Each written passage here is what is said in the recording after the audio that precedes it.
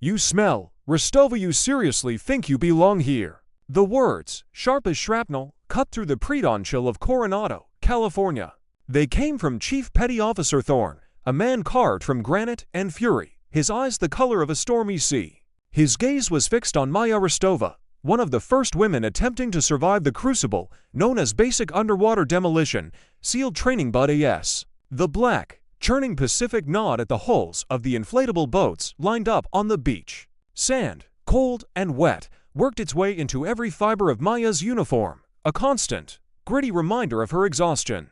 She and the other candidates had been up for 72 hours straight, a blur of surf torture, log PT, and endless runs in soft sand. Hell Week was a beast that fed on weakness, and Thorne was its keeper. Maya's jaw tightened, her knuckles white where she gripped the Zodiac's rubber pontoon. Her muscles screamed, her lungs burned with every salt-laced breath, but she refused to give him the satisfaction of a reaction. To the world, she was candidate Rostova. But in the hushed, reverent whispers of the SEAL community, she was something more: the daughter of Admiral Ivan the Tsar Rostova, a legendary frogman who had vanished during a covert operation in the 90s, leaving behind nothing but a legacy as vast and deep as the ocean itself. Thorne knew it, and he hated her for it. He saw her not as a candidate, but as an intruder, a product of New Age politics and a walking insult to the brotherhood her father had helped build. "I asked you a question, Rostova," Thorne growled, stepping so close she could smell the stale coffee on his breath. "Think your daddy's nameplate is gonna get you through this? It won't. Out here you're just a liability." The other instructors stood back, their faces impassive masks. This was Thorne's show. The other candidates, shivering and depleted, kept their eyes fixed on the gray horizon. Getting involved meant painting a target on your own back. "No, Chief," Maya said, her voice a low rasp. "Only my performance will get me through." A smirk twisted Thorne's lips. "Performance, right?" He gestured towards the surf zone, where waves crashed with monotonous violence. "Let's see some of that performance then. Secure the boat. Your team is lagging." He didn't wait for an answer. He turned his back on her, a gesture of ultimate dismissal. But as he walked away, his voice carried back to her, a venomous whisper meant only for her and the few around her. "Daddy's little girl is gonna get someone killed out here. Mark my words." The words were a physical blow, but Maya didn't flinch. She just tightened her grip on the boat, her eyes burning with a cold fire. The real war, she was quickly learning, wasn't against the enemy overseas. It was against the ghosts and the gatekeepers right here, on this stretch of hallowed sand. And the ocean, the unforgiving, impartial ocean, would be the ultimate judge. The crucible wasn't just the training, it was the man running it. And she was beginning to realize that only one of them would be left standing. The animosity hadn't started in the chaos of Hell Week. It had been there from day one, a low, simmering current beneath the surface of every evolution. Thorne, a decorated SEAL with a chest full of medals and a heart full of resentment, saw Maya's presence as a sacrilege. He was a product of the old guard, a believer in a brutal, unwritten code that had no room for women. He made her life a unique kind of hell. During runs, he'd single her out, his voice a bullhorn of criticism. "Your stride is weak, Rostova. You run like you're chasing a purse." During inspections, her rifle was never clean enough, her bed never made tight enough. He would find a single grain of sand on her gear and force her to hit the surf, emerging minutes later, drenched and shivering, only to be inspected again. It was a slow, meticulous campaign designed to break her spirit, to force her to ring the belt brass bell that candidates rang 3 times when they quit. But Maya didn't quit. Every jeer, every impossible task, she met with silent, defiant resolve. She was fueled by something deeper than ambition. She was chasing a ghost, her father's ghost. She wanted to understand the world that had made him, and ultimately, taken him. Quitting wasn't an option. It would be a betrayal of his memory. The conflict reached its boiling point during the pool competence phase of training. This was the great equalizer, where size and strength mattered less than lung capacity and the ability to stay calm in the face of drowning. The exercises were designed to simulate the worst possible underwater scenarios, equipment malfunctions, entanglement, combatant attacks. It was here, in the cold, chlorinated depths of the combat training tank, that Thorne decided to make his final move. Observing that day was Commander Elias Vance, a Navy doctor with a Ph.D. in dive physiology. Vance was a former SEAL himself, forced into a medical career after a mission gone wrong left him with a leg full of shrapnel and a permanent limp.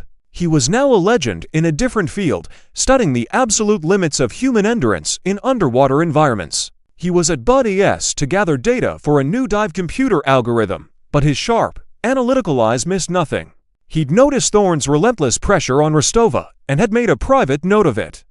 It felt less like training and more like a vendetta. The exercise was called the knot. Candidates, wearing blacked-out masks, would be thrown into the deep end of the pool, their hands bound behind their backs. On the bottom, a chaotic web of ropes and chains was laid out. Their task was to navigate by feel, find a specific type of note to bowl in on a bite and untie it, all on a single breath hold. It was a test of memory, dexterity, and grace under pressure. As Maya stood on the edge of the pool, Thorne approached her, a length of rope in his hand. "Standard issue isn't good enough for a legacy candidate, is it, Rostova?" he sneered, his voice low. He began to bind her hands, but she felt him do something different. He wasn't just securing her wrists. He was weaving the rope through the weight belt around her waist, adding an extra, non-regulation loop. And then, she felt the cold, heavy click of a diver's lead weight being clipped onto the back of her belt, 10 extra pounds. It wasn't enough to be immediately obvious, but it was enough to make ascending a life-or-death struggle. "A little extra motivation," Thorne whispered, his face inches from hers, "to help you find the bottom faster." Maya's eyes met his. There was no mistaking the intent. This wasn't a test, it was an execution. But to protest, to call him out in front of the class, would be seen as weakness, as an inability to handle the pressure. It was the perfect trap. She gave a single, sharp nod. Her heart hammered against her ribs, a frantic drumbeat against the sudden, chilling silence in her mind. She took her final, deep breaths, a technique called ventilating, trying to saturate her blood with oxygen. From across the pool, Commander Vance watched through binoculars, his brow furrowed. He saw the extra flourish in Thorne's knot tying. He saw the subtle addition to her belt. His internal stopwatch started. This was wrong. This was a violation of every safety protocol he had ever written. "Go!" Thorne barked, and shoved her into the water. The shock of the cold water was a violent slap, driving the air from her lungs in a burst of silver bubbles.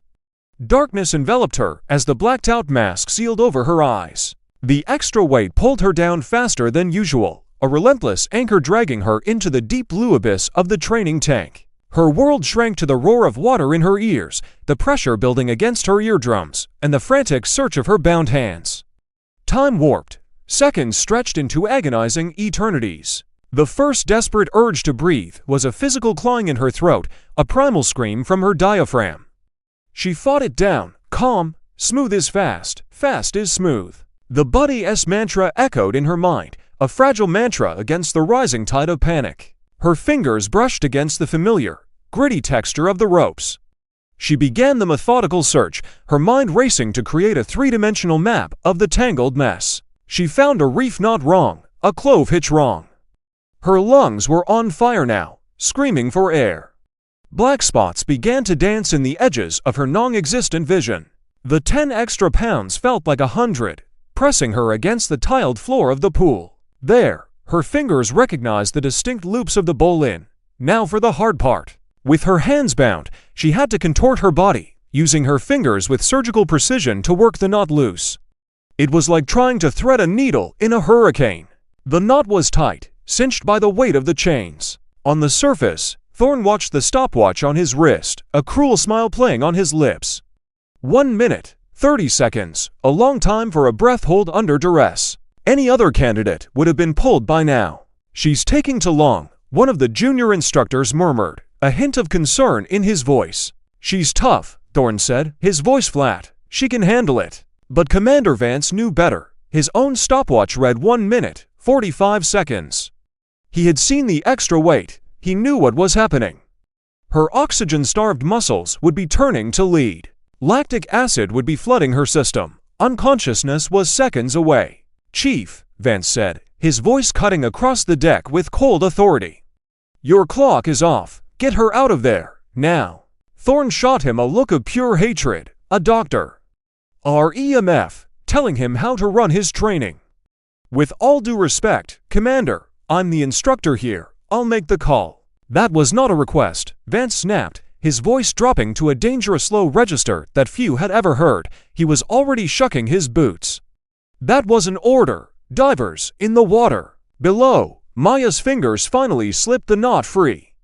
A wave of triumphant relief washed over her, immediately replaced by the horrifying realization of her true predicament. She pushed off the bottom, kicking with all her might. But the extra weight was a merciless enemy.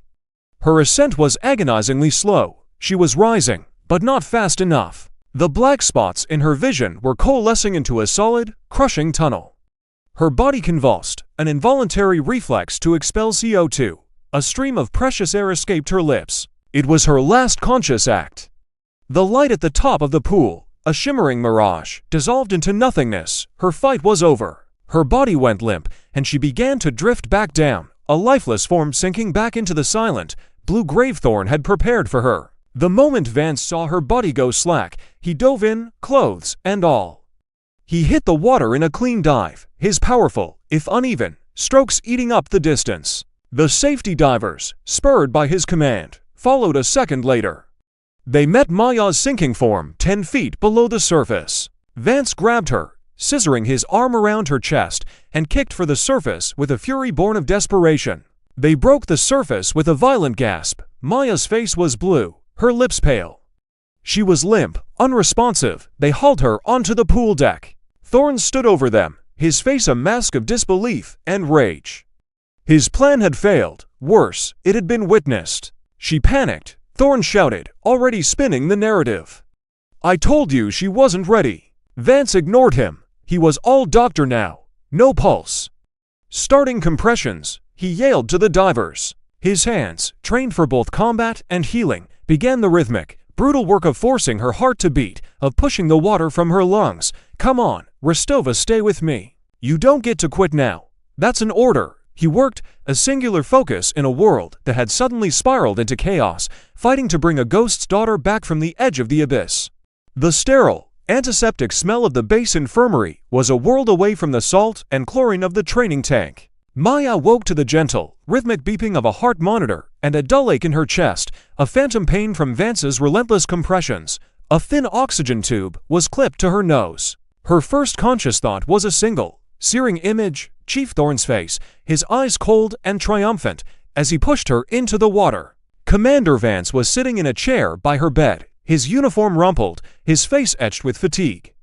He'd been there for hours, refusing to leave until she regained consciousness. "Welcome back, candidate," he said, his voice softer than she'd ever heard it. What Maya's own voice was a dry, painful croak. "You were under for 2 minutes and 12 seconds, Vance said, his tone clinical, but his eyes holding a different story. "Severe hypoxia. You had a cardiac event. We almost lost you." He paused, letting the weight of his words sink in. "Thorne is telling everyone you panicked, that you couldn't handle the pressure, and blacked out." Maya closed her eyes. The cover-up had already begun. It was her word against a decorated chief petty officer. A rookie candidate against a SEAL legend. She knew how that story ended. "He put an extra weight on my belt," she whispered, the words tasting like poison. "He tied the rope through my belt loops. He wanted me to fail." Vance nodded slowly. "I know. I saw him." A flicker of hope ignited in Maya's chest. "You'll report it." "I already have," Vance said, a grim set to his jaw. "And I've been politely told by the base commander to document it as a training accident." He suggested that my emotional investment in the candidates might be clouding my judgment. The hope died as quickly as it had appeared. The system was closing ranks. The SEAL Brotherhood was a fortress, and its walls were built to protect its own. Thorne wasn't just an instructor, he was part of a powerful, informal network of operators, the old guard, who saw the integration of women as a threat to their very identity. They would circle the wagons, dismiss her claims as the hysterics of a woman who couldn't cut it, and Vance as a meddling doctor overstepping his bounds. She would be quietly washed out of the program for failure to adapt, and the incident would be buried under a mountain of paperwork. "So that's it," Maya said, the bitterness rising in her throat. "He gets away with it." "Not if I have anything to say about it," Vance said, leaning forward. His eyes were intense, focused. "Listen to me, Rostova. Thorne made 2 mistakes. First, he underestimated you. Second, he underestimated me. I may not be operational anymore, but I know how to fight. This isn't a firefight, it's a battle of information. And right now, we need ammunition. He explained his plan. He was officially filing a formal request for a full safety review of the incident. It was a procedural move, one they couldn't easily deny without raising suspicion. That review would give him access to training logs, equipment manifests, and most importantly the video recordings. Every evolution in the pool was recorded from multiple angles, both above and below the water, for performance analysis and safety. Thorne thinks he's untouchable, Vance continued. He's arrogant. He believes his version of the story will be the only one that matters. We're going to use that arrogance against him. We're going to find a crack in his story, a single piece of evidence that they can't ignore. But it won't be easy. They're going to come after you. They'll try to discredit you, paint you as unstable, a liar. Are you ready for that fight? Maya looked at her hands. They were scraped and bruised from her frantic struggle with the knot. She thought of her father, of the impossible standards he had lived and died by. He wouldn't have backed down. He would have faced the storm head-on. She was his daughter. The fight wasn't just for her career or for justice anymore. It was for his legacy. It was to prove that a Rostova doesn't break. "What do you need me to do, Commander?" she asked, her voice no longer a whisper, but the firm, clear tone of a soldier preparing for battle. The war of whispers began almost immediately. Vance's request for a formal review sent a ripple through the command structure at Bud AS. It was seen as an accusation, a challenge to their way of doing things. He was stonewalled at every turn. Paperwork was lost. Key personnel were suddenly on leave. The message was clear: drop it. Meanwhile, a subtle and vicious smear campaign against Maya started to spread through the base. Rumors, passed in chow hall lines and quiet corners of the barracks, painted her as mentally fragile. She was overly emotional. She had a persecution complex. She was using her father's name to get special treatment and was now lashing out because she couldn't meet the standards. It was a classic campaign of character assassination, designed to erode her credibility before she could even give a formal statement. Confined to the infirmary, Maya felt like a prisoner. She was isolated, cut off from the other candidates who were now too afraid to associate with her. The walls of the small room felt like they were closing in. The only thing that kept her sane were the daily visits from Vance. He was her lifeline, a calm, methodical presence in the swirling chaos. "They're trying to build a narrative," Vance explained one afternoon, placing a stack of files on her bedside table. "If they can establish a pattern of you being unstable before the incident, they can claim your memory of the event is unreliable. They're twisting everything," Maya said, her voice filled with frustration. "The time I asked for extra instruction on the rifle range, they're calling that remedial training due to incompetence. The time I reported my fins were cracked, that's making excuses for poor performance." "Exactly," Vance said, "which is why your official statement has to be perfect. Cold, factual, and unshakable. No emotion, just the sequence of events. Let's go over it again." They spent hours preparing. Vance grilled her like a hostile lawyer, attacking every detail of her story, forcing her to recall the exact sequence, the precise feeling of the rope, the click of the weight. It was grueling, forcing her to relive the trauma over and over, but she understood the necessity. In the coming battle, her memory was her only weapon. Finally, the day came for her formal deposition. She walked into a sterile conference room, her dress uniform feeling stiff and foreign. Seated at the table were the base commander, a Navy lawyer, and, to her shock, Chief Thorne. He was there as her direct superior, a procedural requirement, but his presence was a clear act of intimidation.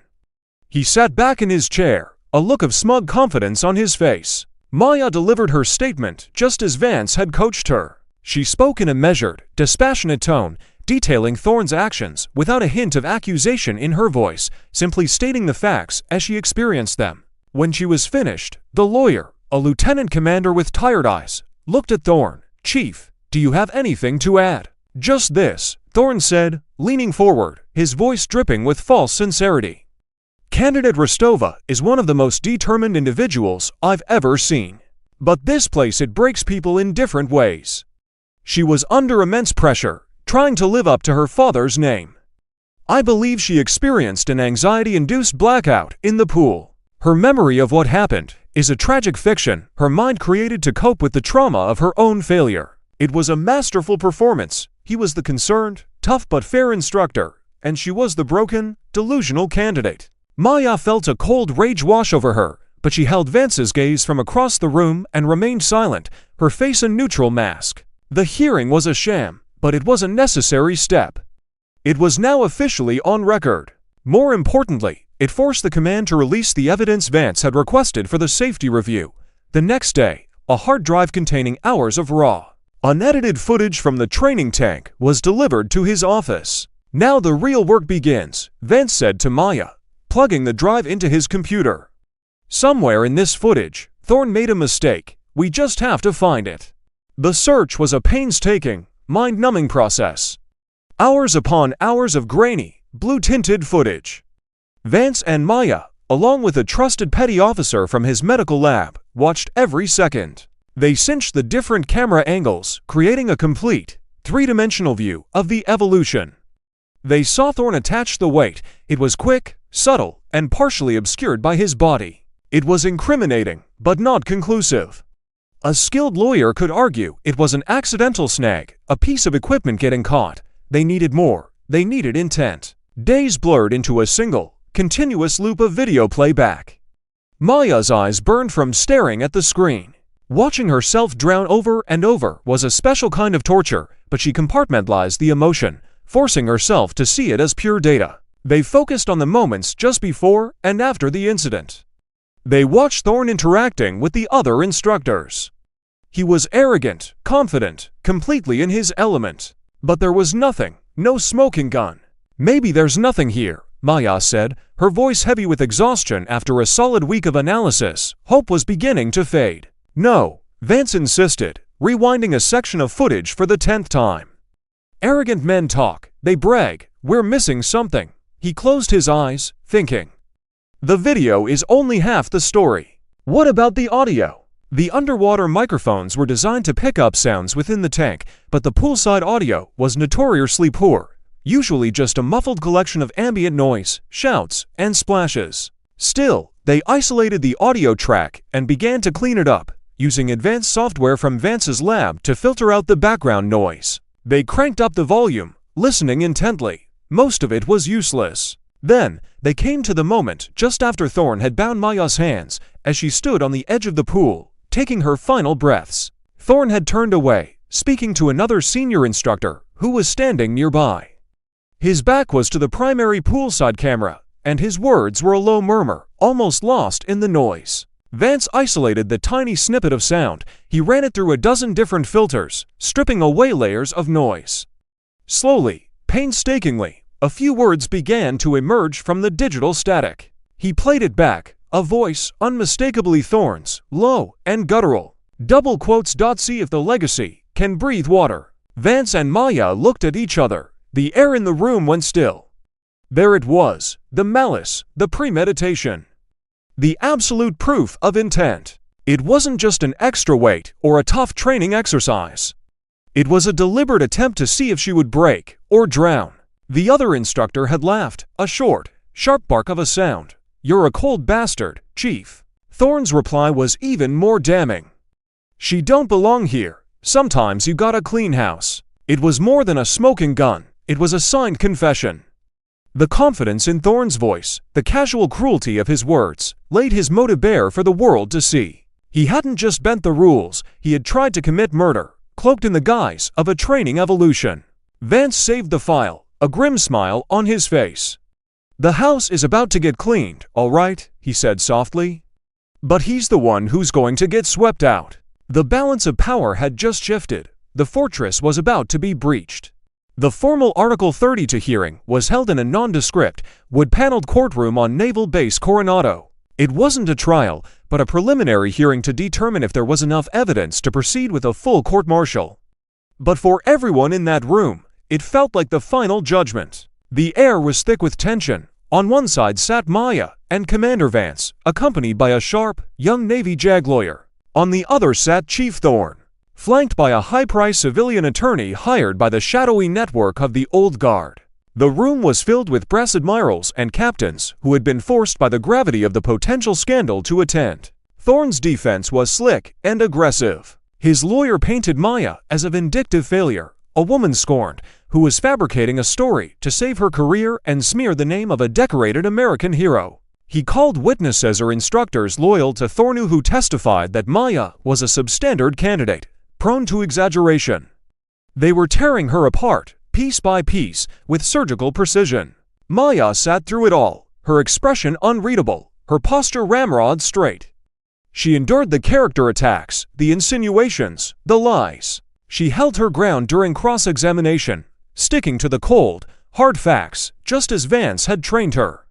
But she could feel the tide turning against her. The panel of officers looked skeptical. It was still her word against theirs. Finally, it was Vance's turn to present his findings from the safety review. He calmly and methodically detailed the protocol violations, the addition of the non-regulation weight, the extended time she was kept underwater. Thorne's lawyer brushed it all off as the kind of fluid, high-stress decisions instructors must make every day. And finally, Vance said, his voice ringing with authority, "We have the audio-visual evidence from the poolside cameras." A large monitor was turned to face the panel. Vance played the video. The room watched the now infamous incident unfold in stark, clinical detail. They saw Thorne bind her hands. They saw him push her in. They saw her struggle. And they saw her sink. "As you can see," Thorne's lawyer said, standing up confidently, "it was a tragic, but typical, training failure. There is no evidence of malice." "With respect," Vance said, his eyes locking with the lawyer's, "I suggest you listen more closely." He replayed the clip, but this time, the enhanced audio boomed through the courtroom speakers. The ambient noise of the pool deck filled the room, and then, cutting through it all, came Thorne's voice, clear as a bell. Double quotes. "See if the legacy can breathe water." A collective gasp went through the room. The officers on the panel leaned forward, their faces masks of disbelief. The audio continued, "You're a cold bastard, Chief." And Thorne's final, damning words, "She don't belong here. Sometimes you gotta clean house." Silence, a profound, crushing silence descended on the courtroom. The audio played again, on a loop, each word a hammer blow against Thorne's career, against his lies, against the entire corrupt system that protected him. Thorne's face, which had been a mask of arrogant confidence, collapsed. The blood drained from it, leaving a pasty, gray pallor. His eyes darted around the room, looking for an escape, but found only the cold, condemning stares of his superiors. The fortress had crumbled. The untouchable chief was exposed, his malice laid bare by his own words. Maya finally allowed a single tear to trace a path down her cheek. It wasn't a tear of sadness or anger, it was a tear of vindication. The truth, which she had almost died for at the bottom of a pool, had finally surfaced. The ghost she had been chasing, the legacy she had been fighting for, was finally at peace. The hearing was over, the war was won. The fallout was swift and seismic. Chief Petty Officer Thorne was court-martialed, found guilty of aggravated assault, conduct unbecoming, and a litany of other charges. He was stripped of his rank, dishonorably discharged, and sentenced to time in the military brig at Leavenworth. His name, once spoken with reverence, became a cautionary tale, a symbol of how the old guard's arrogance had rotted the core of the institution they claimed to love. The verdict sent shockwaves through the SEAL community. The Navy, forced into a corner by the undeniable evidence and the ensuing media attention, had no choice but to act. They launched a full-scale investigation into the training practices at Buddy S. The base commander was reassigned. The instructors who had backed Thorne's story were disciplined. A new era of transparency and accountability was forced upon the most secretive and insulated community in the military. At the center of it all was Admiral Catherine Petrov, a formidable, trailblazing woman who now sat on the Joint Staff at the Pentagon. She had been quietly watching Maya's case, seeing it as a pivotal moment for the military. She summoned Commander Vance to Washington. "What you and Rostova did took more than just courage, Elias," she told him, her office overlooking the Potomac. "It took integrity. You held a mirror up to the community, and they didn't like what they saw. Now, we have a chance to fix it." Admiral Petrov spearheaded a new initiative, a complete overhaul of the special warfare training curriculum, with an emphasis on psychological screening for instructors and clear, inviolable safety protocols, and she asked Vance to lead it. As for Maya, the Navy offered her an honorable discharge, a quiet exit with full medical benefits. It was their way of saying thank you, and please go away. The scandal was over, and they wanted to turn the page. Everyone expected her to take it. Her family pleaded with her to come home, to leave the ghosts of Coronado behind. She spent weeks at a military hospital, recovering physically, but the psychological wounds were deeper. She'd stare out the window for hours, the image of the shimmering surface of the pool forever burned into her memory. To quit, to walk away, was the easy choice. It was the sane choice. But every time she thought of ringing the bell, she saw Thorne's smug face. She heard his words, "She don't belong here." Leaving would prove him right. It would mean that he had won, that he had, in the end, broken her. She thought of her father, and she thought of the other women who would inevitably follow her, who would face their own versions of Chief Thorne. One morning, she put on her uniform, squared her shoulders, and walked into Commander Vance's temporary office. He was on the phone with the Pentagon, already neck-deep in his new role. "I'm not quitting," she said, her voice firm. Vance ended his call. He looked at her, a long, searching gaze. He saw the fire in her eyes, the same fire he'd seen on the first day of training, now forged into something harder, something unbreakable. "I never thought you would," he said with a small smile. "What's next, Rostova?" "I'm going back," she said. "I'm going to finish what I started. I'm going to get my trident." And she did. She returned to Bud AS with the next class. She was a different person now. The whispers followed her, but they were different.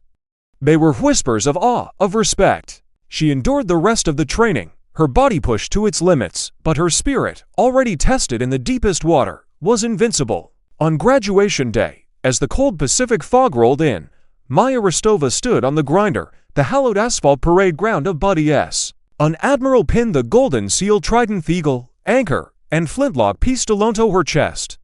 She had done it. She hadn't just survived. She had prevailed. The story, however, didn't end there. Her real mission was just beginning. Years passed. The story of Maya Rostova and Chief Thorne became a legend at Bud AS, a lesson taught to every new class of instructors.